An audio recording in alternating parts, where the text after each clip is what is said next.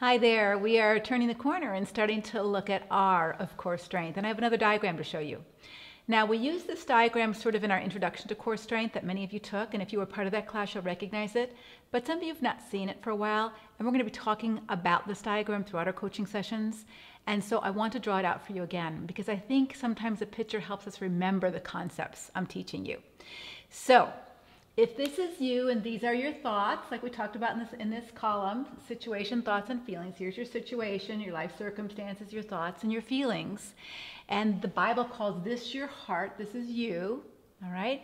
So often for us as people who tend to be in destructive relationships, we've really not known what to do to get out of this pattern of negative thoughts and feelings, all right? And sometimes this is the only part of us that we're aware of. And we've worked on that in the first two sessions to understand that commitment to truth. Maybe we've become a person who's overly nice or overly responsible. We've taken care of other people, but we've never developed our own self. Our own self is only there in reaction to other people. And perhaps a more technical or psychological definition is codependency or people-pleasing.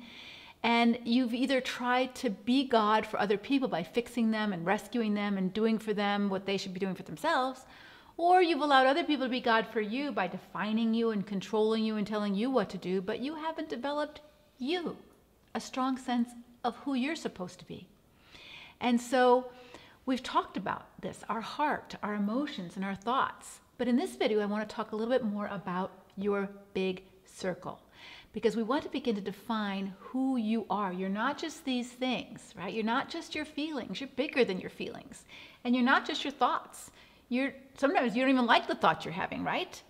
So the Bible talks about our heart, and that's the big part of us, our desires, our motivations, our feelings and thoughts, but most importantly, our values and our virtues. And this describes more about who we are. And sometimes those feelings might actually be the opposite of who we are. For example, if you're a mom, how many of you have ever felt like getting up in the middle of the night when your kid vomits all over their bed? So let's just do the situation, thoughts, and feelings chart, all right? So you've got this situation, life circumstances. Your kid vomits all over the bed. They wake you up in the middle of the night. Mommy, I don't feel good. My bed's full of vomit, right? Who feels like getting up and cleaning all that up? Your feelings are, oh, I'm tired. I'm angry. I can't believe you did this again. I just cleaned it up an hour ago, right? Who wants to clean up stinky vomit? Your thoughts are, I don't want to do this. This is too hard. Why now? I've got an important work project to do tomorrow. I'm never going to get any sleep. Why me? Why tonight? God, this is miserable. I can't do this, right? That's what you're thinking. You're having normal thoughts and normal bad feelings about your kid waking you up in the middle of the night. No one's happy about that, with vomit all over their bed. I mean, we've done that, right? But hopefully you're not acting out of any of those thoughts and feelings, right? You're acting out of here, your values and virtues, because of course you want to be a good mother and help your kid. You want to care for your child. It has nothing to do with your thoughts and feelings. It has to do with the desires and motivations of your heart. Your core values as a mom. I want to be a good mother and show love to my sick child. You don't just react. Even if you start to react, you catch yourself and pull yourself back into place, right? So the bigger picture of who you are overrules these temporary thoughts and feelings right now and helps you act in an appropriate way, not react. You don't just give in to your very real feelings. You're aware of them, but you don't give in to them, because that's not who you are. That's not the kind of mom you want to be. And if you do give in to them, you feel bad about yourself. And so although you're aware, which is very important, you don't decide. You don't let them control you. And so part of what we're going to do in this next step of core is help you not react, to get out of this emotional space where you're reacting to life circumstances all the time. It's to be aware of your thoughts and what's going on in your situation and your feelings, but also to know you have a big circle. And maybe you've not developed that big circle because you've been so attentive to everybody else's life, you've not developed your own. And so I want you to spend some time in your homework asking yourself, who am I? What do I stand for? What do I want? What's important to me? So many women never ask themselves those questions. We're taught, or we've heard, that's selfish. That's being self-absorbed. That's self-centered. But it's not. It's called being a good steward of you. Because there is only one you in this whole world. God designed you from scratch. He says in Psalm 139, you are fearfully and wonderfully made. You are in his mind as he created you. There's not another person like you. And so it's being a good steward of the gift that God has given you to make you who you are and to find out who you are and who you're meant to be.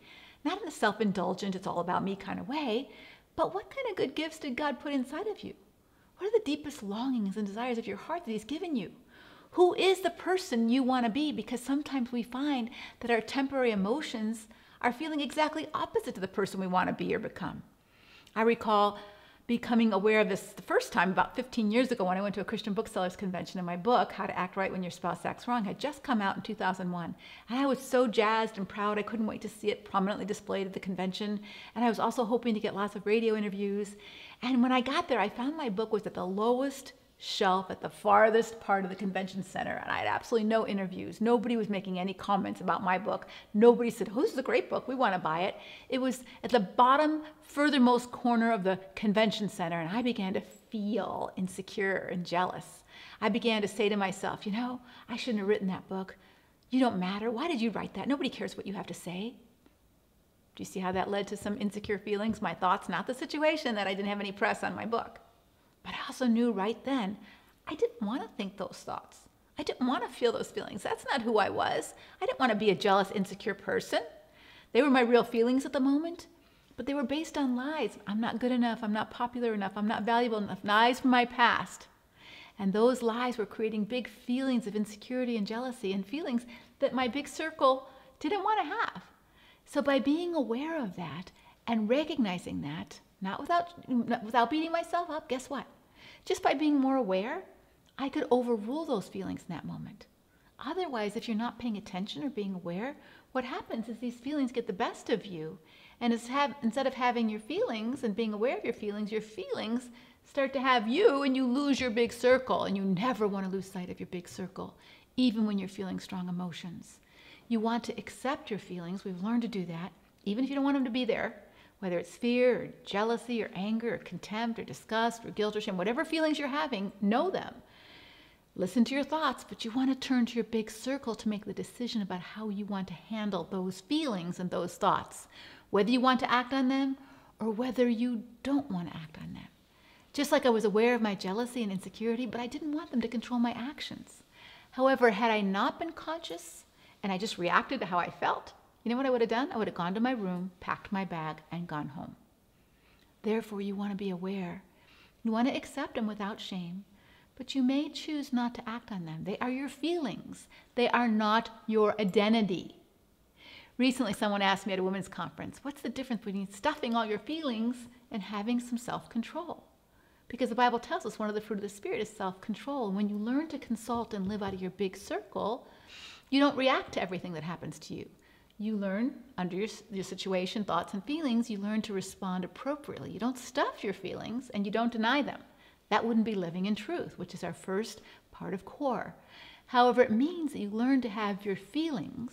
You learn to acknowledge them, accept them, be aware of where they're coming from, feel them, and then you decide what you're going to do about them. Are you going to act on them? Are you not going to act on them?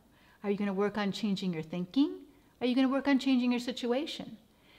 But when you're not aware of any of this, and you don't develop your values and your virtues, your big circle, all you're left with is here. And you're just reacting to this. And that's not good for you. It's not only not good for you, it's not good for your kids, it's not good for your family, and it won't help you become the woman you want to be. Because the person you want to be is coming out of here. So this week, what I want you to do is I want you to state in the present tense who you are or who you want to be. What are your values? What are your virtues, or the ones that you aspire to? For example, I am a good mother. I'm patient and kind. I am a strong and resourceful woman. I'm honest. I'm a hard worker. I'm a woman who loves God. I'm creative. I love to do what? Even if you're not there yet, put it in the present tense. I am, because that's how God describes you. For example, in Colossians 1, he says, you are holy, perfect, without a single fault. You are fearfully and wonderfully made. You are a woman of strength and dignity. Do you believe that? Living in core means that you start to think God's thoughts about you, and you allow him to define you. And you cooperate with God's truth as you begin to see yourself, and you begin to grow this virtue and these values of who you are. And when you recognize you have thoughts and feelings that are contrary to who you are or who you want to be, guess what? Now you're aware of them and you can say, hey, that's not who I want to be. I don't want to be a crazy mom who yells at her kids just because they threw up. I might have to say, I'm tired and, let's do a bucket next time. Let's get it in the bucket next time. All those kind of good parenting things. But I'm not going to scream and yell and do ugly things. I remember talking to a coaching client just this last week who was in a fit of rage with her husband and she used the bad word, the FU word. She reacted to something he did. And guess what? How did she know that wasn't what she wanted to do? She spent about 45 minutes regretting that from her big circle in our coaching session, where she could have talked about much more productive things at some point, but because she lost it and she allowed this part of her feelings to decide how she was going to handle that situation, and it didn't decide well, and it handled it in a way that broke her self-respect and her own integrity and labeled her as the bad guy in her husband's mind, it just sets a cascade of negative consequences for you. And so part of learning to take responsibility for yourself, the step of core, is learning to build the muscles up here so that these things, you're aware of them, but they don't get the best of you. Until next time, take care.